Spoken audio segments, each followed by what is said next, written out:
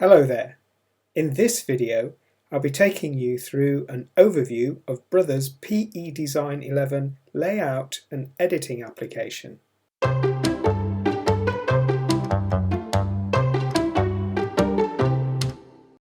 At first sight, the software can look quite daunting.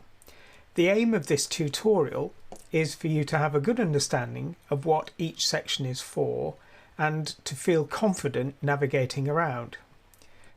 This white area is known as the design page, and it's the part of the work area that can be saved and ultimately sewn on your embroidery machine. Starting from the top left, here you'll find the flower icon, and if you click on the flower icon, you'll find a number of menu items such as new for creating a new project, open, save, save as, print, and so on. Below that, you'll find what Microsoft calls the ribbon. It contains icons and commands that you will use while creating your embroidery designs. Notice above the ribbon are tabs. So we've got Home, Image, View, and Scan and Cut. The contents of the ribbon change when a tab is selected. So you'll see under Image a set of icons connected with images. View is where you change your view settings. Scan and Cut, if you have a Scan and Cut from Brother, you're able to export and import cutting data within PE Design 11 to enable you to cut applique shapes on your Scan and Cut, which will then be used within your embroidery on your embroidery machine. Some other tabs may appear depending on the tool or the embroidery pattern that you select. And these tabs show various commands performing operations with the selected tool or embroidery pattern. So for example, if we take a basic rectangle, you'll see there's now a Shapes tab, and within the ribbon you'll find lots of icons and commands associated with shape data. So let's just delete that from our workspace and carry on. If we go further along the top here in terms of the tabs, there's the Options tab, and if we click here you can launch other applications within the PE Design 11 suite. Next to that is the Help tab, and here if you are online and you click the online instruction manual, your browser will open and you will be able to view the PE Design 11 instruction manual online, which is useful because it has a search facility, so you can search the manual for anything that you particularly have in mind. Underneath the ribbon you'll find the Quick Access Toolbar. This contains the most frequently used commands, and it's always displayed regardless of the ribbon tab that's selected. So as you can see, as I click through the different tabs, this Quick Access Toolbar doesn't change. You can add your own favourite commands to make them more easily accessible. Next, on the left here we have the sewing order pane, and this pane shows the sewing order of your design. So if we take a design from the design library, you'll see that there are 5 parts to this design and they sew in order from top to bottom. The first thing that will be stitched will be this frame here. This pane combines tabs for importing embroidery patterns as well as specifying colours, sewing attributes and text attributes.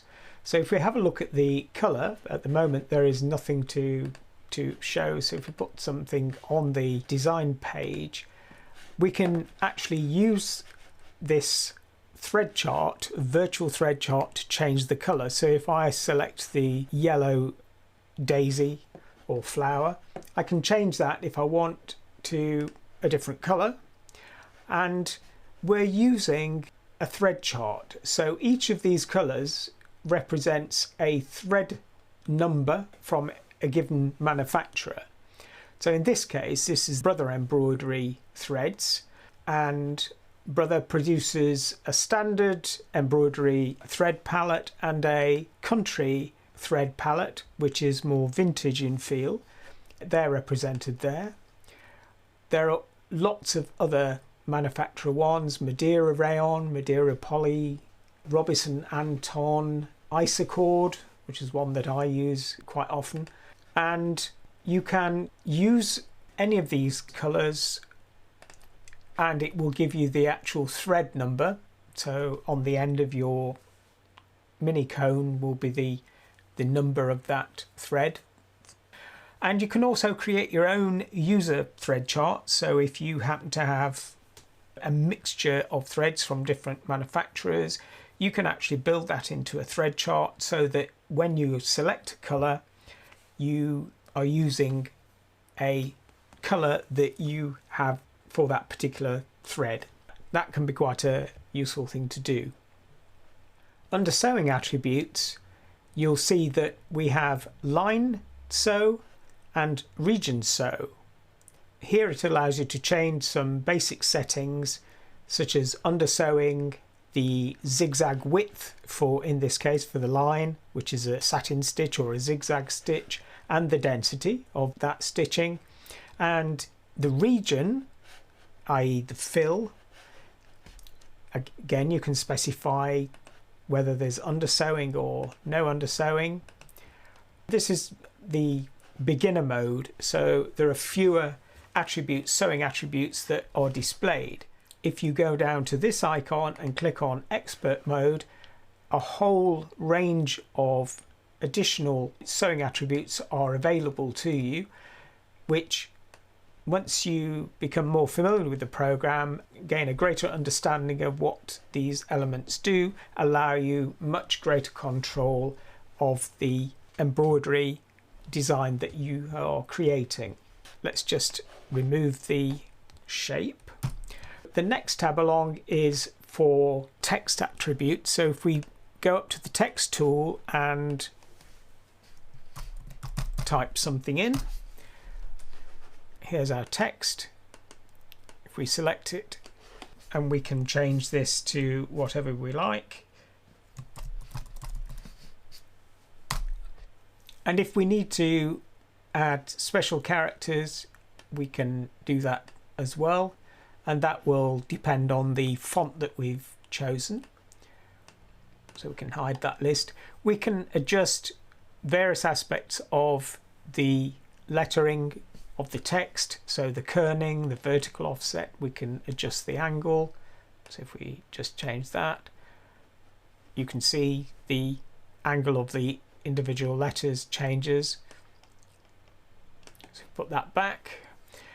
Character spacing, line spacing, alignment, directions. If we want it vertically rather than horizontally, we can change that. And we can also use any of the transform options that we have. So if you want it to be going around a circle, so lots and lots of options to play with here. And finally, the import tab. With the software, you get roughly 1,000 or just over 1,000 designs from Brother, and they're organized in the design library and they are categorized, so you can look at all, or you can look at designs of a particular type. So as you might imagine, lots of different floral designs. So if we just remove the text, we can have a look at some of these designs. Now this particular design, it clearly is bigger than our design page here. So what we can do, we can either increase that, or if we shrink that down, we should be able to see our design there. So lots and lots of choice. Also, you have outline shapes, simple shapes, lots of choice here as well, which can be used to build up your designs. And we have various text, different types of fonts,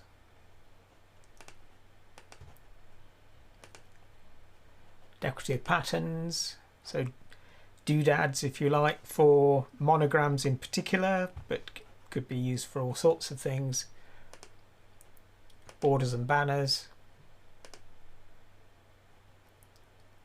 templates, so some basic templates for bags and bathrobes and all sorts of things, kids clothing, so lots and lots of built-in designs to explore.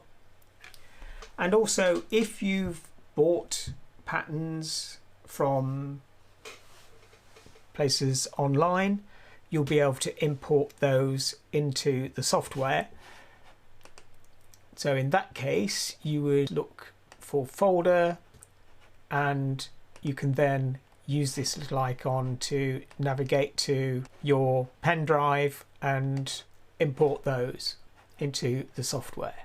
Under the design page, you have the stitch simulator pane, and this shows how the pattern will be sewn by the machine and how the stitching will appear. So in this particular example, if we run this, we can see that the first colour is being stitched out. We can speed this up. And it just gives you an idea of how the stitching is going to appear, what's stitched out in what order.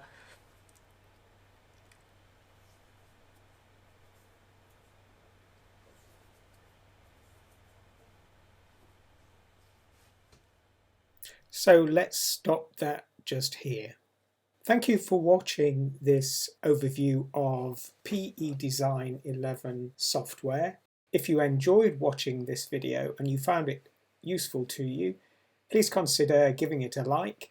And if you want to see more of these tutorials, please consider subscribing. Thanks for watching.